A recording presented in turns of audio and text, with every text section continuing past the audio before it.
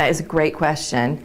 You know, losses in the United States tax code are classified into various different classifications, and you're only allowed to take them if they wash each other out in most cases. For example, a passive loss. A passive loss is a loss on passive activities, things like rental property income, stocks, bonds, mutual fund income. For certain people, you can only deduct passive losses against passive income. So if you had losses on a rental property, you would only be able to deduct those losses against the income on the rental property. The difference between that individual, the passive investor, and the real estate professional is that a real estate professional, given the amount of time that they do what they do, given the facts and circumstances, which is the IRS test, is allowed to take all of the losses against any form of income. So they can take it all against their real estate earnings and against their W-2 income if they have W-2 income. Well, it's a legal definition. Again, I cannot underscore how important it is that people with real estate investments or complicated tax matters work with a tax attorney.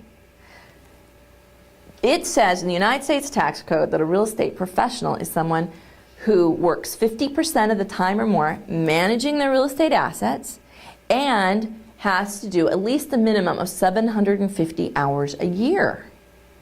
Now that is a big deal, because if you show up on an audit having claimed that you were a real estate professional, now in those years where you had tons of losses, somebody checked that box that says you're a real estate professional, all those losses are now deductible against any form of income, active or passive. So what happens is the IRS really goes in to take a good, hard look at the facts and circumstances. Did you work more than 50% of the time managing your properties? Do you have documentation to prove that? Can you prove that you worked a minimum of 750 hours?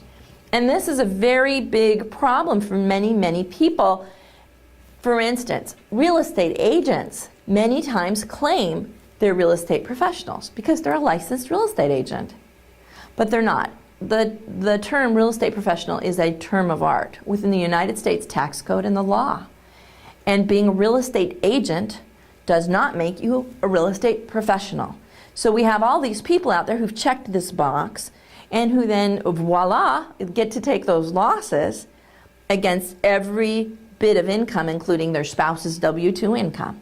Well, the IRS is definitely in those situations going to undo that, which means those people are going to owe a lot of money.